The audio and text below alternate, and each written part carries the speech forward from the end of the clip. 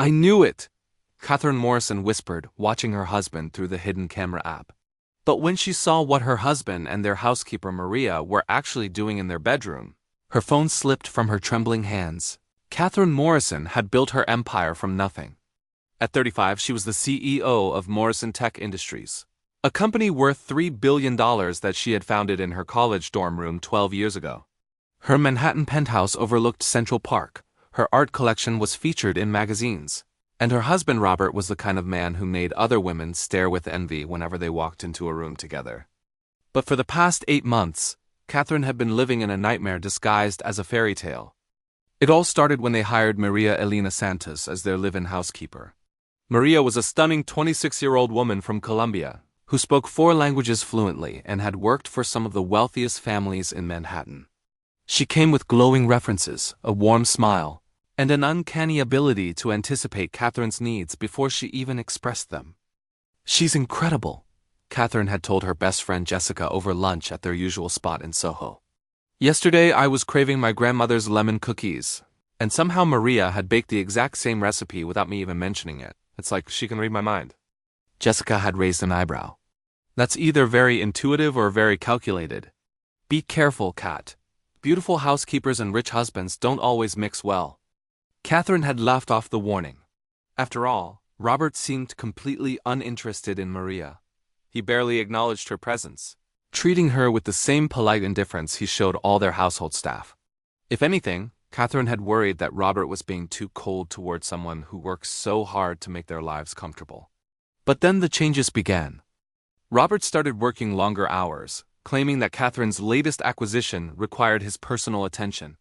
He had always been dedicated to Morrison Tech. It was one of the things she loved about him, but suddenly he was leaving for the office before dawn and returning well after midnight. "The Singapore deal is more complicated than we anticipated," he would say, loosening his tie as he collapsed into bed beside her. "I'm sorry, darling. I know this isn't what you signed up for when you married me." Catherine had been understanding. She knew the pressures of building and maintaining a business empire. What she didn't understand was why Robert insisted on handling aspects of the deal that were completely outside his expertise. Robert was a brilliant marketing executive, but he was suddenly immersing himself in legal contracts and international finance areas that Catherine had always managed personally. Then came the health issues. It started with occasional dizziness during board meetings. Catherine would be in the middle of a presentation and suddenly feel like the room was spinning. Then came the fatigue that no amount of sleep could cure, followed by digestive problems that made eating increasingly difficult. "You need to slow down," Robert said one evening as Catherine pushed away another barely touched dinner. "This Singapore acquisition is killing you. Maybe we should reconsider." But Catherine had built Morrison Tech by never backing down from a challenge. The Singapore deal would double their Asian market presence and cement their position as a global leader in artificial intelligence. She couldn't let a little stress derail the biggest opportunity of her career. "I'm fine," she insisted, though privately she was beginning to worry. The symptoms were getting worse, and she had started experiencing sharp chest pains that left her gasping for breath. It was Maria who first suggested seeing a specialist. "Mrs. Morrison," she said one morning as she brought Catherine her usual breakfast smoothie, "my cousin in Colombia experienced similar symptoms when she was under extreme stress. She found a wonderful doctor here in Manhattan who specializes in helping successful women manage their health. Dr. Marcus Rodriguez. Perhaps you should see him?" Catherine had been grateful for the recommendation. Dr. Rodriguez was indeed wonderful, a distinguished man in his 50s who spoke with a slight accent and had an immediately calming presence. His office was filled with certificates from prestigious medical schools, and his patient testimonials were glowing. "You're experiencing what we call executive burnout syndrome," Dr. Rodriguez had explained after a thorough examination. "It's very common among high-achieving women. The body simply reaches its limits and begins to shut down non-essential functions." He prescribed a combination of vitamins, stress reduction techniques, and a special diet that Maria was more than happy to help implement. Catherine felt fortunate to have such caring people looking after her health while she focused on closing the Singapore deal. But as weeks passed, the symptoms didn't improve. If anything, they were getting worse. That's when Catherine began to notice the small things that, individually, meant nothing but together painted a disturbing picture. Robert had started taking phone calls in private, stepping out onto their balcony or into his home office whenever his phone rang. When Catherine asked about it, he claimed the calls were related to sensitive negotiations. But she had been present for sensitive negotiations before secrecy had never been necessary. Maria had developed an unusual interest in Catherine's daily schedule, asking detailed questions about her meetings, travel plans, and even her weekend activities. When Catherine mentioned it, Maria explained that she wanted to ensure the household ran smoothly around Catherine's commitments, which seemed reasonable enough. Most troubling of all, Catherine had begun experiencing memory lapses. She would start conversations and forget what she was saying mid-sentence. She would walk into rooms and forget why she had come there. During one particularly embarrassing incident, she had completely forgotten about a board meeting with their Japanese partners and arrived 2 hours late. "Catherine, you're scaring me," Jessica had said during their last lunch together. "You look like you've lost 15 pounds and you seem so foggy. When was the last time you had a complete medical workup with a doctor you trust?" "I've been seeing Dr. Rodriguez regularly. He says it's just stress." "Kat, you've been under stress your entire career. This is different. Promise me you'll get a second opinion." Catherine had promised, but somehow she never found the time. Between work demands and her deteriorating health, she barely had energy for the medical appointments she already had scheduled. It was pure chance that led to her discovery of the truth. Catherine had been scheduled to fly to Singapore for final negotiations, but a typhoon had grounded all flights.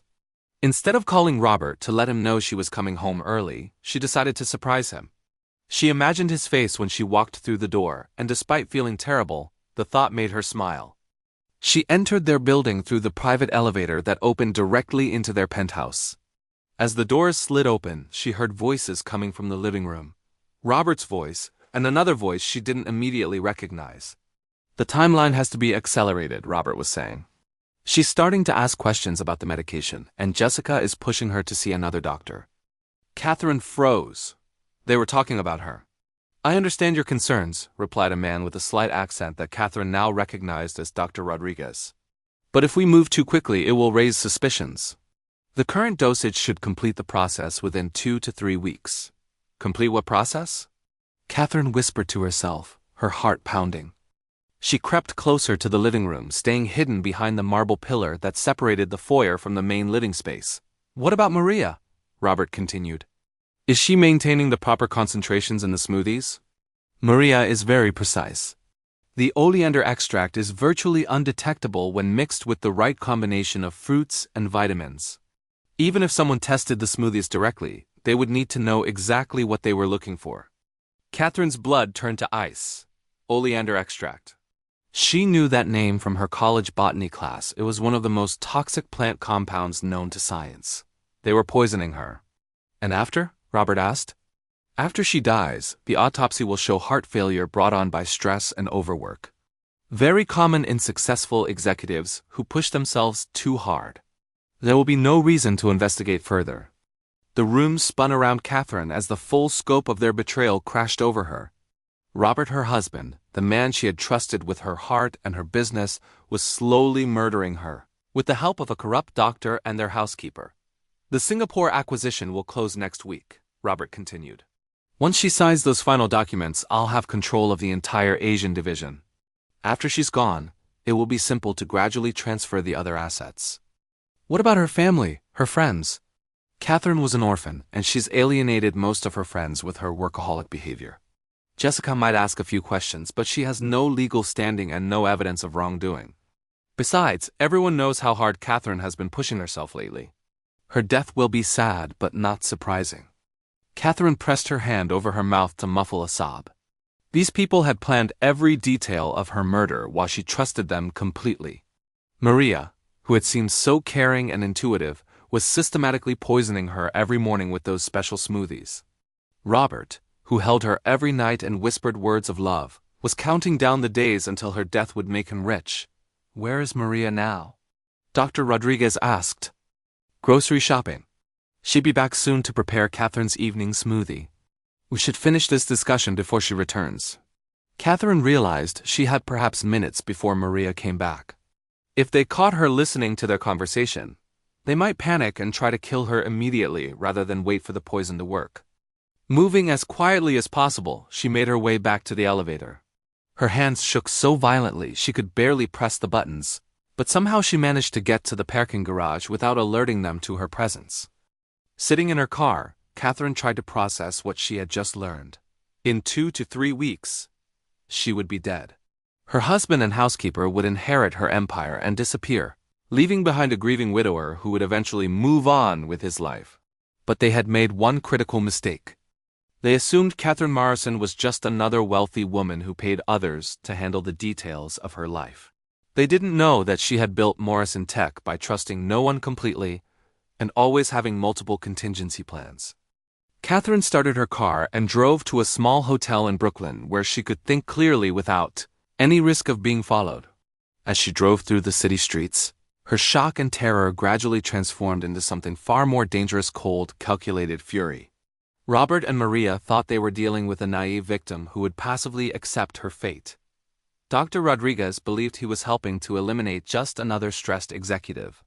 They were about to learn exactly who Catherine Morrison really was when her back was against the wall.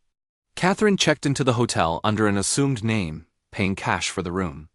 She had learned long ago to always carry untraceable funds for emergencies, though she had never imagined an emergency quite like this one. In the privacy of her room, Catherine forced herself to think like the strategic CEO she had always been rather than the betrayed wife she was in this moment. Emotion could come later. Right now, she needed a plan that would not only save her life but ensure that justice was served. Catherine spent the rest of the night researching her situation using her access to international databases through Morrison Tech's corporate security division. What she discovered made her blood run cold. Within 6 hours, Catherine had assembled a team that would help her turn the tables on her would-be killers. Marcus Webb arrived at her hotel room carrying a briefcase full of surveillance equipment. "Mrs. Morrison, I've never seen you look so determined. What exactly are we dealing with?" Catherine played him the audio recording she had made on her phone during the conversation between Robert and Dr. Rodriguez. Marcus's expression grew darker with each word. "This is attempted murder," he said flatly.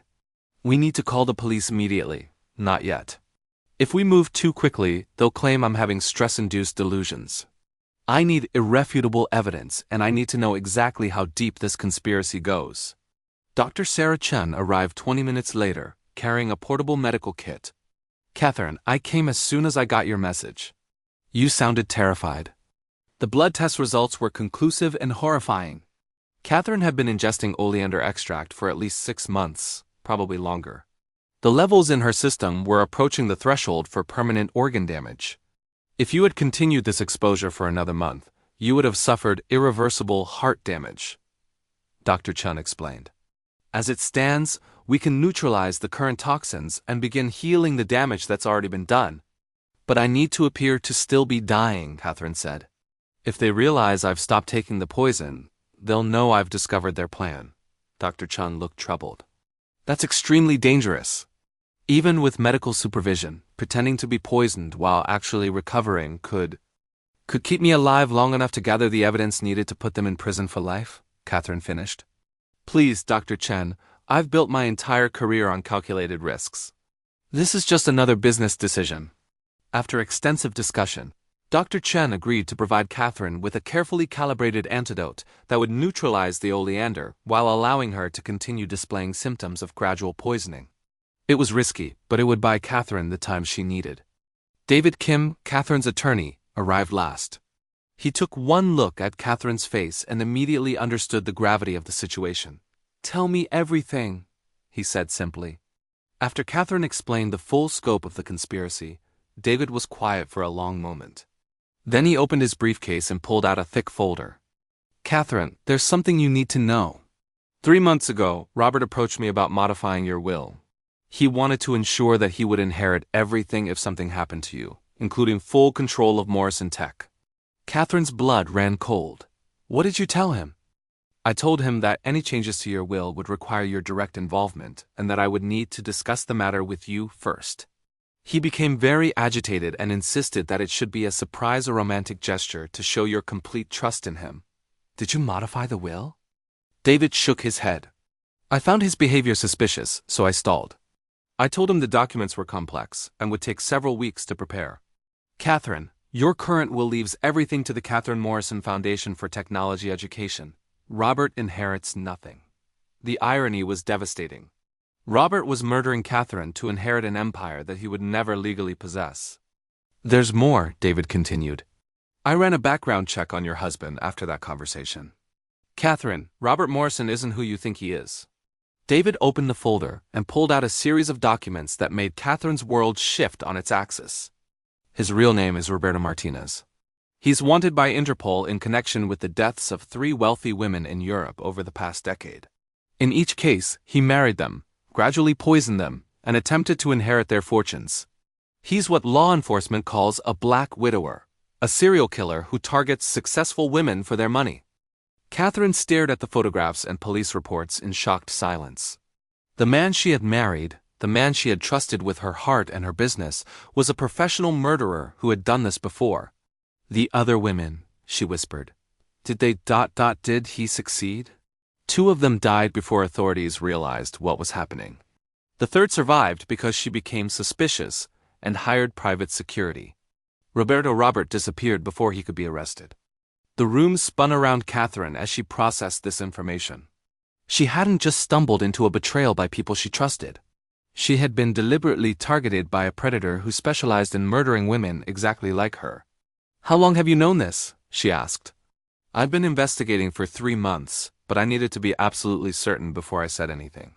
I was planning to present this information to you next week. Next week would have been too late. Catherine would have been dead. What about Maria and Dr. Rodriguez? David flipped through more documents. Maria Santos worked with Roberto on at least one of the previous murders. She's not actually from Colombia. She's from Venezuela, and she's trained in chemistry and pharmacology. Dr. Rodriguez has been involved in insurance fraud for years, creating false medical records to cover up suspicious deaths. Catherine felt simultaneously vindicated and horrified. She hadn't been paranoid or overly suspicious. She had been systematically hunted by a team of professional killers who had perfected their methods over years of practice. We have enough evidence to have them arrested immediately, Marcus said. No, Catherine replied, her voice hardening with determination. If we arrest them now, they'll claim they were planning to rob me, not kill me. Roberto will disappear into the system and emerge somewhere else with a new identity to target another woman. I want them to complete their plan right up to the moment they think they've succeeded. Catherine, that's insanely dangerous, Dr. Chun protested. What's dangerous is allowing Roberto Martinez to escape and kill again. I want him to believe he's won right up until the moment handcuffs close around his wrists. Over the next 4 hours, Catherine and her team developed a plan that would give Roberto, Maria, and Dr. Rodriguez enough rope to hang themselves while protecting Catherine from any real danger. Marcus would install hidden cameras throughout the penthouse to record every conversation and action. Dr. Chun would monitor Catherine's health around the clock and provide antidotes that would counteract the poison while allowing her to appear increasingly ill. David would prepare legal documents that would transfer Catherine's assets to a secure foundation the moment Roberto attempted to claim them. But the most critical element of the plan was what Catherine kept to herself. She was going to give Roberto exactly what he wanted: the death of Catherine Morrison, and then show him that some people are much more dangerous dead than alive. Catherine returned to her penthouse the next morning, armed with the performance of her lifetime. She stumbled through the door, appearing weak and disoriented, accepting Roberto's false concern with the gratitude of a woman who still believed her husband loved her. Darling, you look terrible, Roberto said, his voice full of practiced worry. Maybe you should stay home from work today. I can't, Catherine replied weakly. The Singapore contracts need to be signed this week. She saw the flash of satisfaction in Roberto's eyes before he masked it with concern. He was counting down the hours until she signed those documents and sealed her own fate. For the next 3 days, Catherine played the role of the dying wife while secretly orchestrating Roberto's destruction. She pretended to drink Maria's poisoned smoothies while actually disposing of them and taking Dr. Chen's antidotes. She signed documents that Roberto believed would give him control of her empire, but actually transferred everything to legal entities that he could never access. Most importantly, she recorded every conversation, every false gesture of love, every casual discussion of her impending death. On Thursday evening, Roberto made his final mistake. Catherine, he said softly, stroking her hair as she lay in bed, appearing barely conscious. "I want you to know how much I love you. If anything happens to you, I promise I'll honor your memory by taking care of everything you've built." Catherine opened her eyes and looked directly at him. "I know you will, Roberto." The use of his real name made him freeze. For a split second, his mask of concern slipped, revealing the cold calculation underneath. "What did you call me?" "Roberto Martinez," Catherine said, sitting up in bed with a strength that made him step backward. "Wanted by Interpol for the murders of Isabella Cortes in Madrid, Francine Dubois in Paris, and the attempted murder of Anna Richter in Munich." Roberto's face went through a series of expressions: confusion, realization, and finally pure terror. "Catherine, I don't know what you're talking about." "I'm talking about your specialty, Roberto. Marrying wealthy women, slowly poisoning them, and stealing their fortunes. I'm talking about your partners, Maria Santos and Dr. Marcus Rodriguez, who have helped you perfect this system over the past decade." Roberto glanced toward the bedroom door, probably calculating whether he could reach Maria or Dr. Rodriguez before Catherine could summon help. "Don't bother," Catherine said calmly. "They're already in custody. FBI agents arrested them 30 minutes ago, based on evidence I've been collecting for the past week." As if summoned by her words, federal agents appeared in the bedroom doorway, weapons drawn. "Roberto Martinez," the lead agent announced, "you're under arrest for attempted murder, conspiracy to commit murder, fraud, and international fugitive charges." As handcuffs closed around Roberto's wrists, Catherine stood up from the bed and walked to her window, looking out at the city lights of Manhattan. "How?" Roberto asked, his voice barely a whisper. Catherine turned to face him, and Roberto saw something in her eyes that made him understand exactly who he had chosen as his victim. "You made one critical error, Roberto. You assumed that because I trusted you, I was weak. You confused kindness with stupidity and love with blindness." She walked closer to him, her voice dropping to a whisper that only he could hear. "I built a $3 billion empire by being smarter, more ruthless, and more determined than anyone who tried to destroy me. Did you really think a small-time serial killer from Spain could outsmart me in my own game?" As Roberto was led away, Catherine felt a mixture of triumph and exhaustion. The man she had loved had been a lie, but she had survived to expose the truth. The trial became an international sensation. Roberto Martinez was convicted on all charges and sentenced to life in prison without parole. Maria Santos received 25 years, and Dr. Rodriguez lost his medical license along with a 15-year sentence. But the real victory for Catherine wasn't the convictions or the media attention. It was the knowledge that she had saved not only her own life but potentially the lives of future victims, who would never know how close they had come to encountering Roberto Martinez. 6 months after the trial, Catherine stood in her office overlooking Manhattan and reflected on everything she had learned. She had discovered that love could be weaponized, that trust could be fatal, and that the people closest to you could be your greatest enemies. But she had also learned something more important, that her instincts, her intelligence, and her refusal to accept defeat were more powerful than any weapon that could be used against her. Catherine Morrison had survived the perfect murder by being an imperfect victim, someone who fought back when she was supposed to die quietly. And in doing so, she had sent a message to every predator who might consider targeting successful women. Some prey is more dangerous than the hunter. But there was one final twist that Catherine discovered only after Roberto's conviction. A twist that would change everything she thought she knew about her ordeal. During the investigation, authorities uncovered Roberto's personal journals, which revealed something that shocked even seasoned detectives. Roberto hadn't chosen Catherine randomly, or even primarily for her wealth. He had been hired. Someone else had orchestrated the entire plot and paid Roberto Martinez $5 million to marry Catherine Morrison and eliminate her. The payment had been made through a series of shell companies that traced back to someone with intimate knowledge of both Catherine's business operations and her personal vulnerabilities. The FBI's Financial Crimes Unit spent months tracing the money trail, following it through banks in Switzerland, Luxembourg, and the Cayman Islands. The sophistication of the financial network suggested someone with extensive experience in international finance and corporate structures, someone who understood exactly how to hide large financial transactions from government oversight. Most disturbing of all, the timing of the initial payment coincided exactly with Catherine's announcement of the Singapore acquisition. The deal that would have made Morrison Tech the dominant force in Asian artificial intelligence markets. Someone had wanted Catherine eliminated specifically to prevent that expansion. Agent Sarah Williams, the FBI investigator who had led Roberto's capture, sat across from Catherine in a secure conference room 3 months after the trial. Mrs. Morrison, we believe whoever hired Roberto Martinez is still actively planning your elimination. The financial transfers continued even after Roberto's arrest, suggesting that your unknown enemy is already recruiting replacement assassins. Catherine felt the familiar chill of being hunted, but this time it was accompanied by a burning curiosity. Do you have any leads on who might have ordered the hit? Several theories, but no concrete evidence. The most likely scenarios involve either a competitor who wanted to eliminate Morrison Tech as a threat, a business partner who stood to gain from your death, or someone from your personal past who had both motive and resources. Agent Williams opened a thick file filled with financial records and surveillance photos. We've identified 3 primary suspects. First, Marcus Chun, CEO of Techno Global Industries, your main competitor for the Singapore market. Second, Jonathan Hayes, your former business partner who was forced out of Morrison Tech 5 years ago during the hostile takeover attempt. Third, Victoria Morrison, your husband's sister, who would have inherited Robert's assets if he had successfully killed you. Catherine studied the photographs and documents, her mind racing through the implications.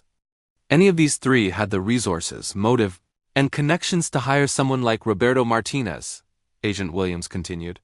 But the sophistication of the financial network suggests someone with extensive experience in international crime, possibly someone who has done this before.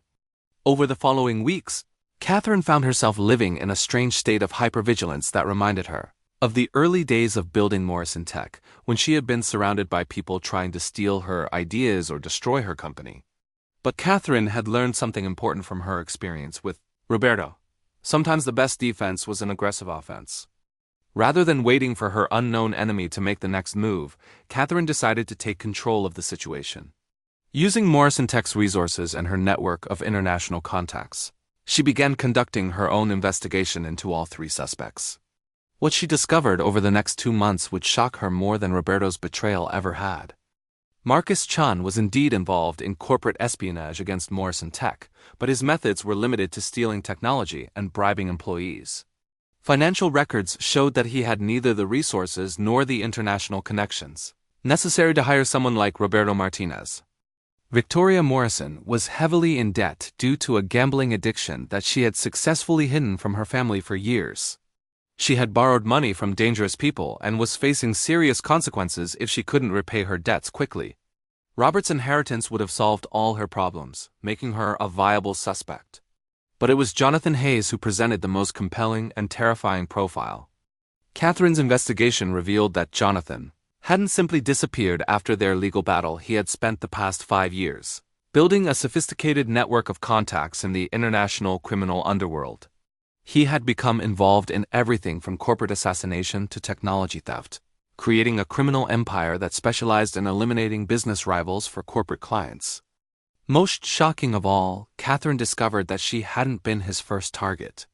Jonathan Hayes had been responsible for the suspicious deaths of at least 6 other technology executives over the past 5 years, all of whom had been eliminated to benefit his corporate clients. Catherine had stumbled onto something far larger than a personal vendetta. She had uncovered a professional assassination network that specialized in murdering successful business leaders for corporate gain. And according to the evidence she had gathered, Jonathan Hayes was already recruiting Roberto Martinez's replacement. The war for Catherine Morrison's life was far from over. It was just beginning. But this time, Catherine knew exactly who her enemy was, and she was prepared to use every resource at her disposal to destroy him before he could destroy her. Jonathan Hayes thought he was dealing with the same naive business partner he had betrayed 5 years ago. He was about to discover that Catherine Morrison had evolved into something far more dangerous, a predator who had learned that in the world of high-stakes business warfare, the only way to ensure survival was to eliminate threats completely and permanently. The question that would determine everything was simple: who would strike first, and who would be left standing when the smoke cleared? Catherine Morrison had survived 1 assassination attempt by being smarter than her enemies. Now she would have to prove that she was also more ruthless than the man who had turned corporate competition into a blood sport. And this time, There would be no mercy for anyone who threatened everything she had built. The real war was just beginning.